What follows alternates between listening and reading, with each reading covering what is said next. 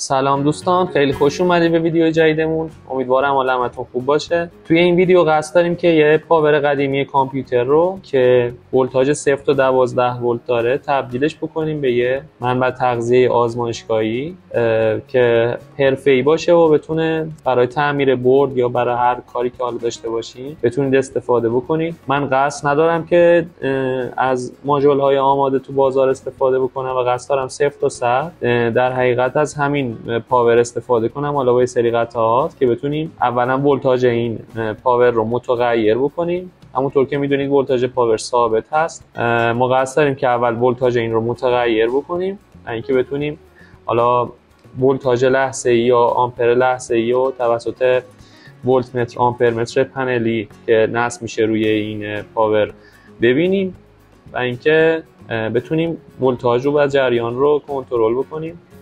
ولتاژی که ما بخوایم کنترل بکنیم تقریبا از 0 تا 36 ولت میتونیم از این پاور خروجی بگیریم و اینکه بریم سراغ ادامه مراحل تا توضیحش رو دونه دونه بهتون بدم. خب دوستان، من پاوری که دارم استفاده میکنم پاور الگانس مدل 500 وات هست، P4 500 وات که پاور قدیمی هست. ارقامی که روش نوشته شده که در حقیقت 500 وات نوشته، اینا بیشتر جنبه تبلیغاتی داره، خیلی به این ارقام اعتماد نکنید. این پاور ماکسیموم فکر میکنم 230 وات بتونه به خروجی بده. در مرحله بعد بهتون آموزش بدم که سیم های پاور چه رنگایی دارن، چند رنگ دارن و هر رنگ چه ولتاژی داره و مناسب چه کاری هست. اول از سیم زرد رنگ شروع میکنم. سیم زرد مثبت 12 ولت، سیم قرمز مثبت 5 ولت، سیم نارنجی مثبت 3.3 ولت، سیم مشکی گراند یا منفی ما هست، سیم سبز رنگ استارت یا آن پاور ما هست که اگه این سیم سبز به هر کدوم از سیم‌های مشکی اتصال پیدا بکنه پاور روشن میشه و اینکه ولتاژهای ما در خروج ظاهر میشن روی این سیم‌هایی که هست. سیم آبی رو داریم که منفی 12 ولت هست، سیم بنفش رو داریم که مثبت 5 ولت استندبای هست و اینکه موقعی که پاور خاموشه بازم این ولتاژ 5 ولت رو برای ما داره. من از قبل پیچ‌های این پاور رو باز کردم و اینکه 4 تا پیچ داره که تو این 4 نقطه با یه پیچ گوشتی حالا 4 سو میتونید اینو باز کنید. من از قبل همونجوری که گفتم اینو بازش کردم برای اینکه تو زمان صرفه جویی بشه. خب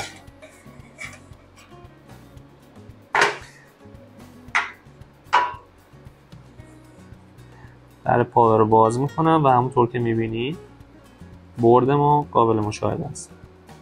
ما دو نمونه معمولا پاور کامپیوتر داریم که یه نمونهش فن کوچیک هست، چیزی که الان اینجا در اینجا میبینید که یه فن کوچیک داره. بعضی از پاورهای کامپیوتر که جدیدتره فن بزرگ هست که توی این قسمت در یه فن تعبیه شده و این فن رو معمولا نداره. خیلی خوب، من برای اینکه بتونم بهتر دسترسی داشته باشم به بورد و اینکه بتونیم کارمون رو انجام بدیم باید اجزای این در حقیقت پاور رو از روی بدن باز بکنیم.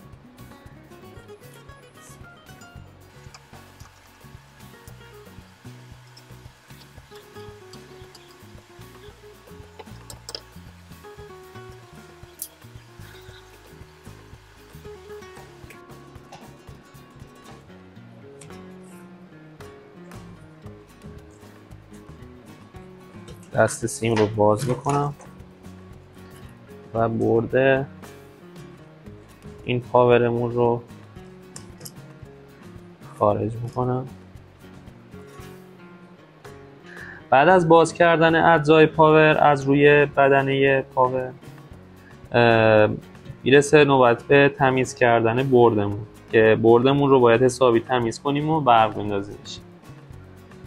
من این کار رو با اسپری خشک انجام میدم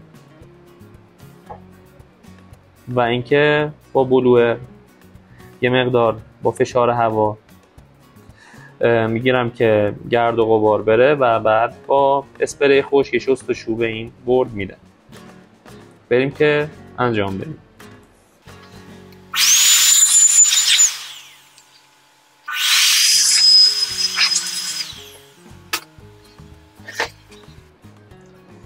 خب حالا که بوردمون رو با استفاده از فشار باد و بلوئر تمیز کردیم، وقتی اینی که از اسپری خشک استفاده کنیم و یه مقدار بزنیم به این بورد که تمیز بشه.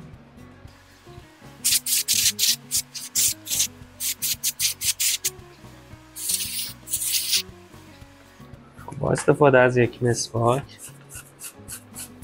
پشت بردمون میکشیم تا گرد و غبارش تمیز بشه.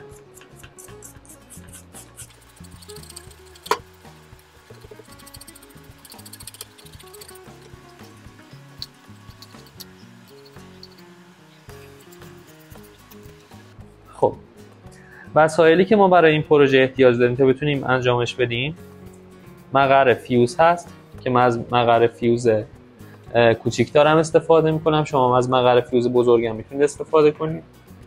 فیوزی که داخلش گذاشتم فیوز 10 آمپر هست که کفایت میکنه 10 آمپر برای این پروژه. به این صورت بسته میشه. 4 عدد احتیاج داریم به این مقر فیوز ها. کیلد راکر هست که من از کیلد راکر گرد دارم استفاده میکنم. فرقی نمیکنه، شما از کیلد راکر دیگه هم میتونید استفاده کنید، ولی خب من تو طرحی که براتون داخل تلگرام قرار دادم و در حقیقت اون پوسته‌ای که براتون طراحی کردم از کیلد راکر گرد استفاده کردم. توصیه میکنم که شما هم از کیلد راکر گرد استفاده کنید. 3 عددم از این کیلد راکر احتیاج داریم. به ولوم احتیاج داریم که ولوم 10 کیلو هست. ولوم 10 کیلو معمولیه، نیازی از صنعتی استفاده کنین. همین 10 کیلوی معمولی جواب میده. 2 عدد احتیاج داریم. به سر ولوم احتیاج داریم که باید حالا روی این در حقیقت بسته بشه که بتونه مقداری که نیاز داریم رو تنظیم کنیم. به این سرپیش‌های موزی احتیاج داریم که هم مادگی و هم نری احتیاج داریم که 4 عدد مشکی گرفتم، 4 عدد قرمز گرفتم. نریاش هم میتونید از 4 تا استفاده کنید. من از 2 تا قرمز و 2 تا مشکی استفاده کردم که برای مثبت و منفیامون هست. آیسی رگولاتور دارم که آیسی رگولاتور LM7805 هست. یه دونه رله 5 ولت 10 آمپر احتیاج دارم. LED قرمز و سبز احتیاج دارم. مقاومت 47 کیلو احتیاج دارم. مقاومت 1 کیلو احتیاج دارم که من چون که 1 کیلو نداشتم 2 تا در حقیقت 600 اوم رو با هم سری کردم که به 1 کیلو اوم برسن. 1 کیلو خورده 1 کیلو 200 اوم میرسه. اینا کل مواردی بود که ما برای این پروژه احتیاج داریم. همینقدر ساده هست این پروژه، نیاز به ماژول اضافه نیست و فقط از همین قطعات که استفاده کنیم میتونیم پروژه رو به راحتی بسازیم. آخرین قطعه‌ای که ما بهش احتیاج داریم این ولت متر آمپر مترهای پنلی هست که 2 تا سیم داره که برای قرمز و مشکی سیم ضخیم است که برای آمپر متر استفاده میشه و این فیش کوچیک‌تر هم برای ولت متره که این مشکی و قرمز برای تغذیه خود ماژول هست و این زرد هم برای ولت متر هست که به هر قسمت از مدار که اتصال بدیم میتونه ولتاژ اون قسمت رو به همون روی پنل نشون بده. خب دوستان، مرحله بعدی که باید انجام بشه سوراخ‌کاری و برش‌کاریه.